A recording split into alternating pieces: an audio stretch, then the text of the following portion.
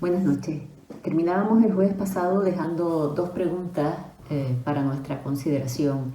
La primera de ellas es si desde una perspectiva cristiana tenemos plena disponibilidad de nuestra vida, si nuestra vida nos pertenece. Y la segunda tenía mucha relación con esta, y es que si decimos que sí a la anterior, si efectivamente somos los dueños de nuestra vida y podemos disponer de ella, si esa disponibilidad sobre nuestra propia vida llega hasta el punto de permitirnos autorizar a otros a acabar con nuestra vida, de permitir que otras personas puedan participar y ayudarnos a conseguir una muerte que nosotros deseamos. La palabra eutanasia, desde el punto de vista etimológico, significa buena muerte. Tiene un doble componente, eu, que es bueno, y thanatos, que es muerte.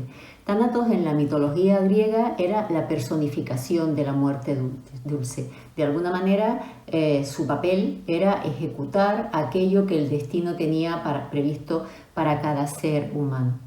En la actualidad, la palabra eutanasia designa el acto de acabar con la vida de una persona de una manera incruenta, a solicitud de la propia persona, con la finalidad de terminar con un sufrimiento o con una vida que se considera que ya no tiene valor. Desde el momento de nuestro nacimiento es innegable la existencia de la muerte. Decía Quevedo que la cuna y la sepultura van juntas, ¿verdad? Más allá de las filosofías y de los esfuerzos por desarrollar tecnologías que nos permitan mantener nuestra vida eternamente, la realidad es que hay una condición que es propia del humano, que es la mortalidad. Así que nuestra reflexión no se dirige tanto a negar esa condición o esa cualidad de lo humano, que es la muerte, ¿verdad? Sino que nuestra pregunta, a donde se enfoca, es a si la vida que tenemos nos pertenece a nosotros de tal forma que podemos hacer con ella lo que queramos, incluso matarnos, que es lo que sucede en el suicidio, o bien matarnos con la ayuda de otro, que es lo que sucede con el suicidio asistido. Veíamos el otro día que eso, por ejemplo, es lo que había hecho el rey Saúl. Primero había intentado darse muerte por sí mismo cayendo sobre su espada, y como no lo consiguió, pidió ayuda de la madrecita, que fue el que le llevó las noticias a David de la muerte de Saúl. ¿Qué dice la ley en nuestro país?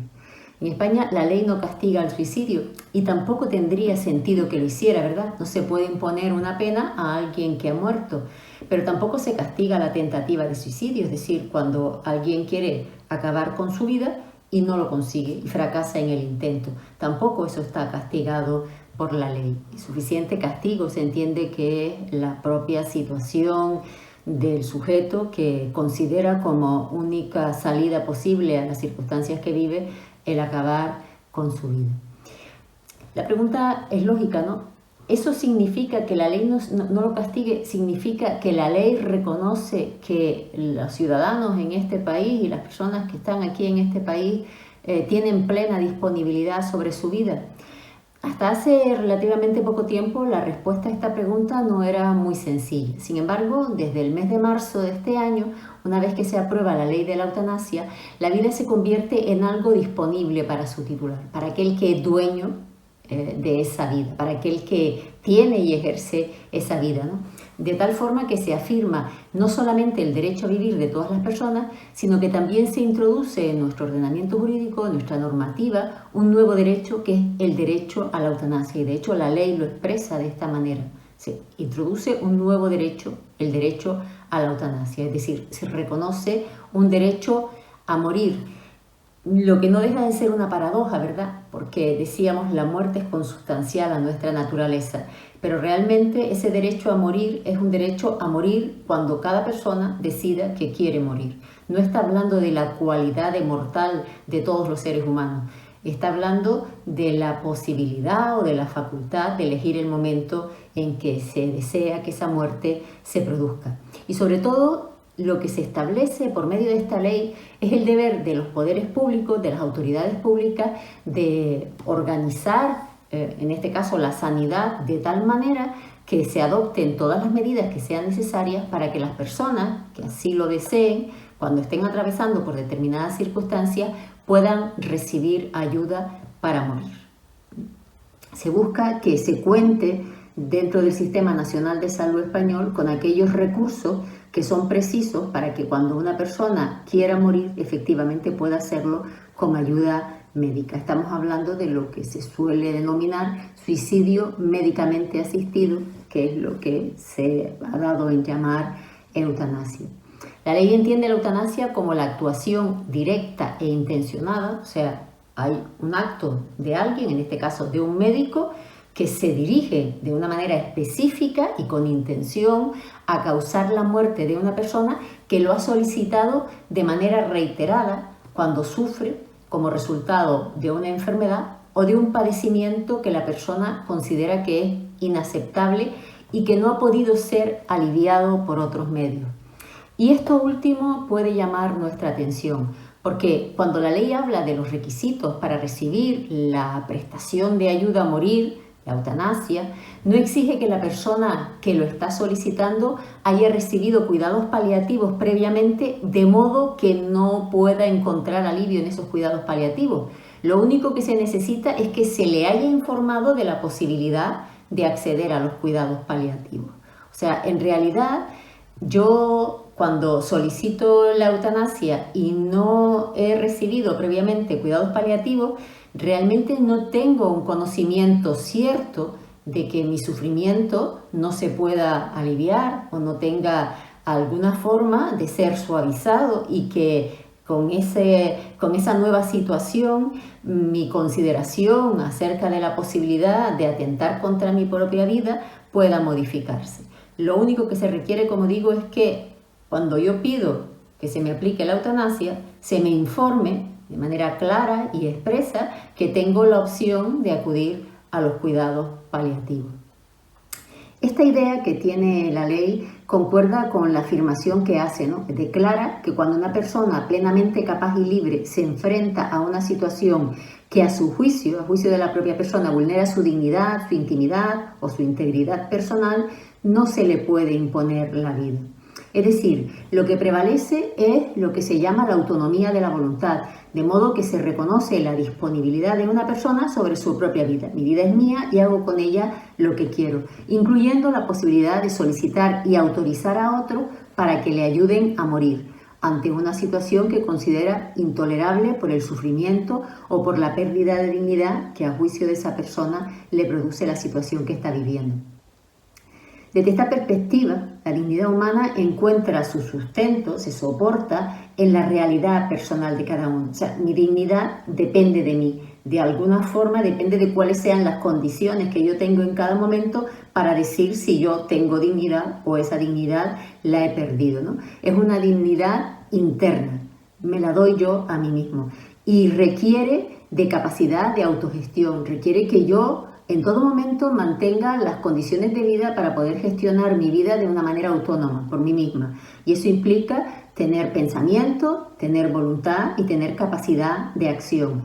De forma que si pierdo esas habilidades, si pierdo la capacidad de pensar, si pierdo la posibilidad de conformar mi voluntad en un determinado sentido y ejecutar aquello que yo he considerado y que quiero, en esos supuestos, cuando no están presentes esas habilidades, la dignidad se considera que se ha perdido. Ya pierde de alguna manera la base sobre la que se apoyaba, ¿verdad? Esto ocurre, por ejemplo, cuando una persona es diagnosticada de Alzheimer. En ese momento se espera que su vida cada vez se vaya volviendo más indigna desde esta perspectiva que estamos hablando, de esta consideración materialista de lo que es el ser humano, ¿verdad?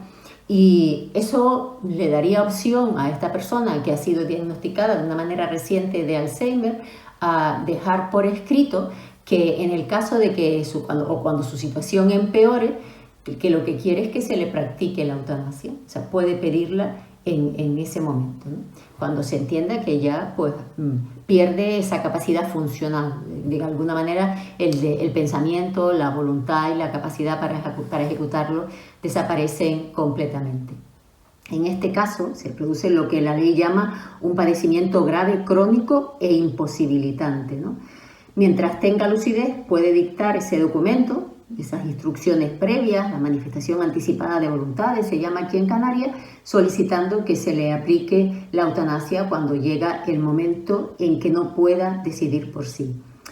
El problema que este tipo de cuestiones plantea es que para estos casos particularmente donde las personas ya han perdido la capacidad de decidir, aunque lo hayan dejado previamente dispuesto, se da una situación de imposibilidad de cambiar de opinión.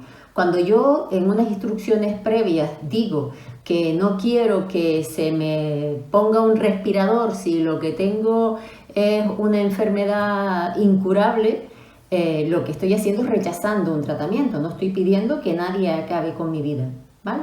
Pero mientras yo tenga lucidez, yo puedo cambiar de opinión, yo puedo decir, no, pues ya quiero que quiten eso de ese documento y ahora quiero que si hace falta, pues me pongan el respirador o que hagan no sé qué.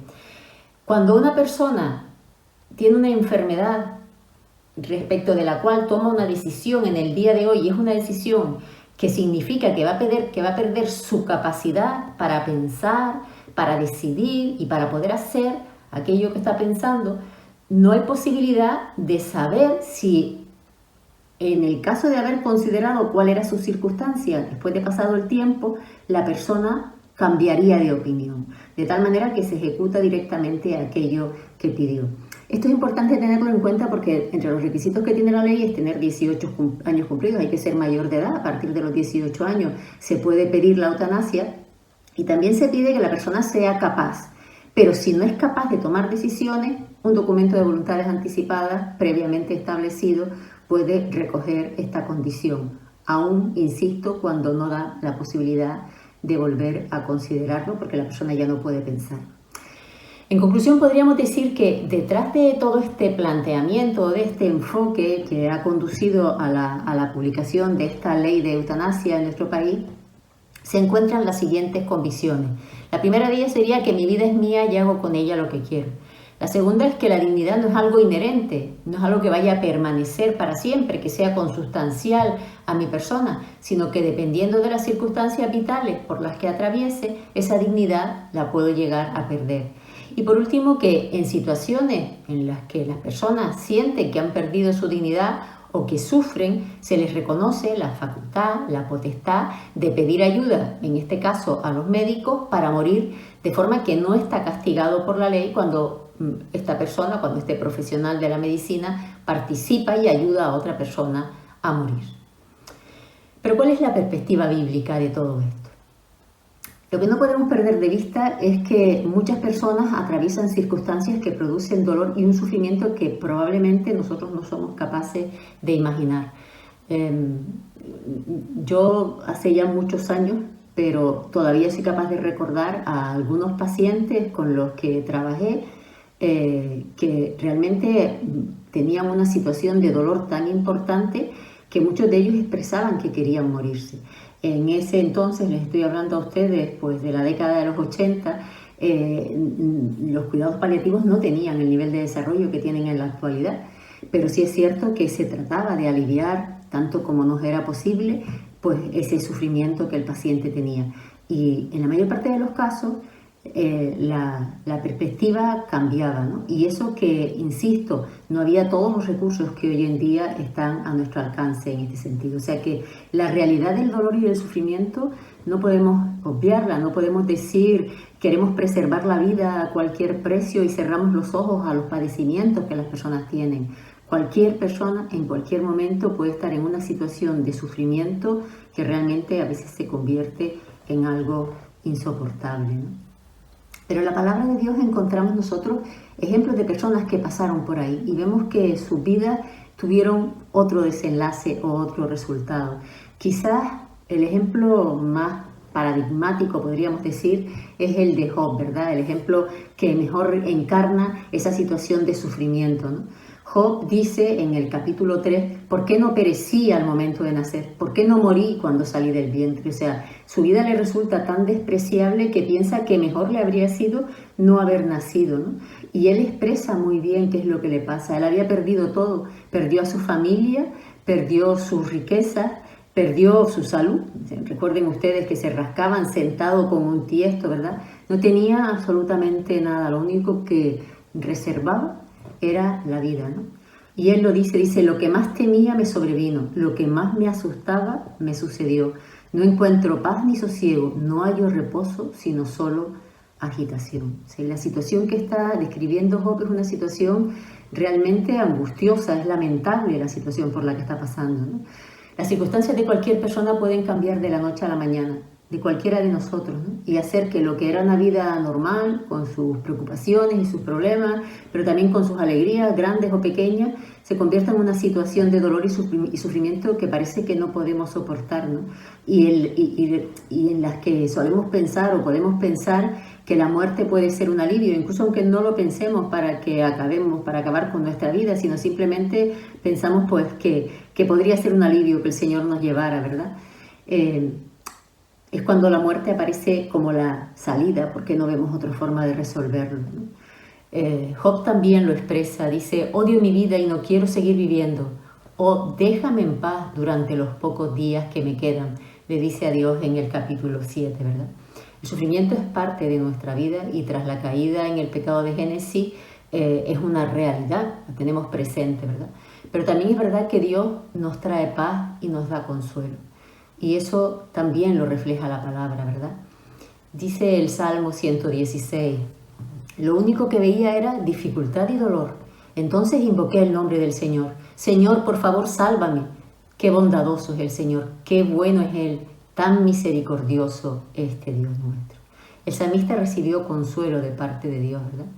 Nuestra vida no nos pertenece. Como ya leíamos la semana pasada, por medio de Él, se refiere, está hablando de Cristo, ¿no? Todas las cosas fueron creadas. Sin Él, nada de lo creado llegó a existir. En Él estaba la vida y la vida era la luz de la humanidad. Pero no es solo que no seamos nuestros propios dueños, sino que nuestra dignidad no depende de nosotros mismos, realmente no depende de quiénes somos. Nuestra dignidad depende única y exclusivamente de Dios. Es una dignidad inherente. Eso significa que está unida a nosotros de tal manera que no se nos puede desposeer de ninguna manera de ella. No hay ninguna circunstancia que nos haga perder esa dignidad. Y la razón para ello no está en nosotros, está en nuestro origen. Frente a las cosmovisiones materialistas, el cristianismo presenta una visión real del ser humano.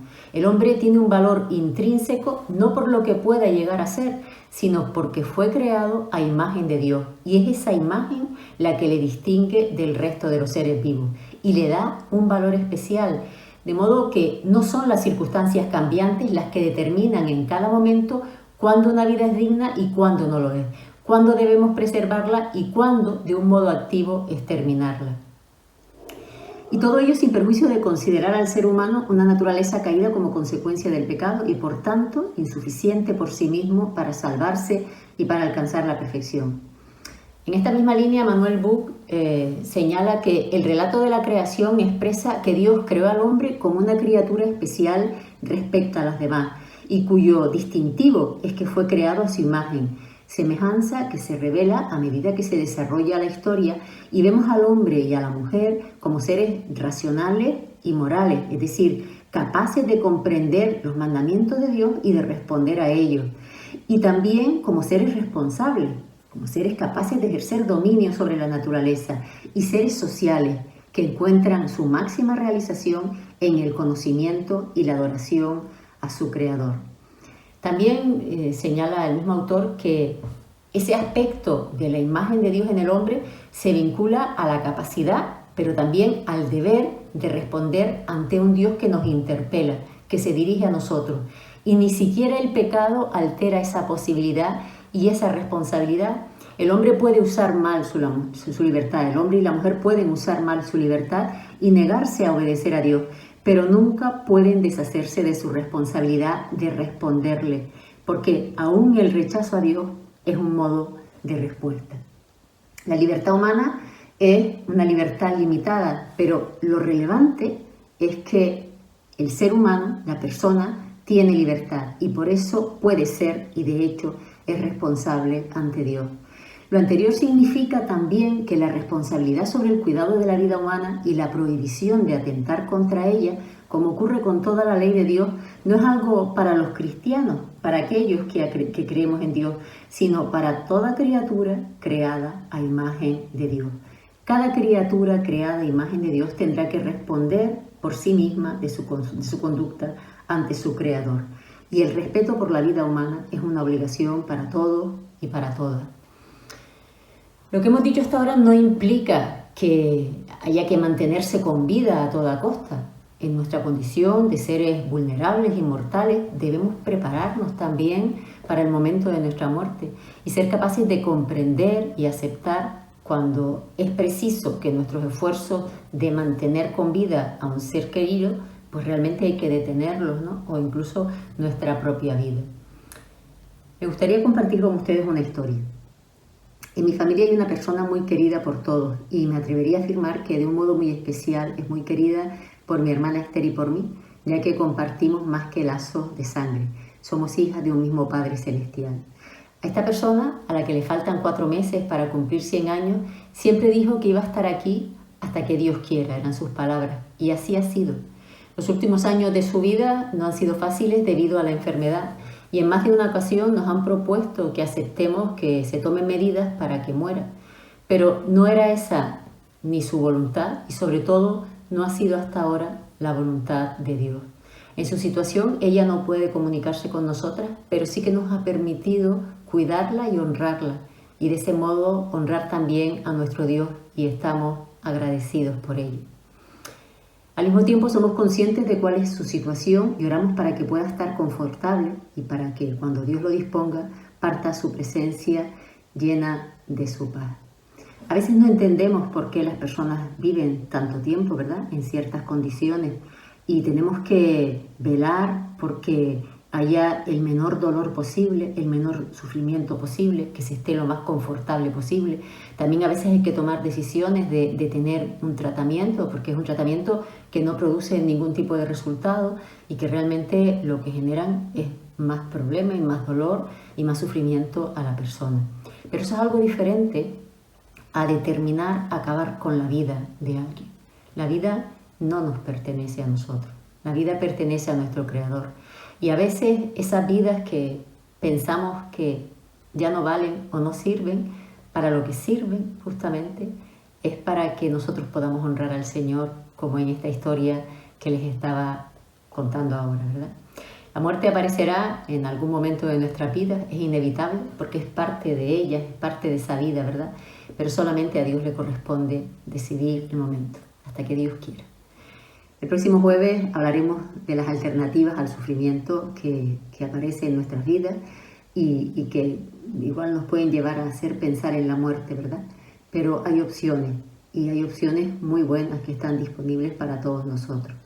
Por ahora les dejo con estas palabras de Pablo a los Filipenses.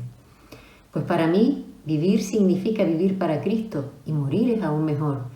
Pero si vivo, puedo realizar más labor fructífera para Cristo. Así que realmente no sé qué es mejor. Estoy dividido entre 2 deseos.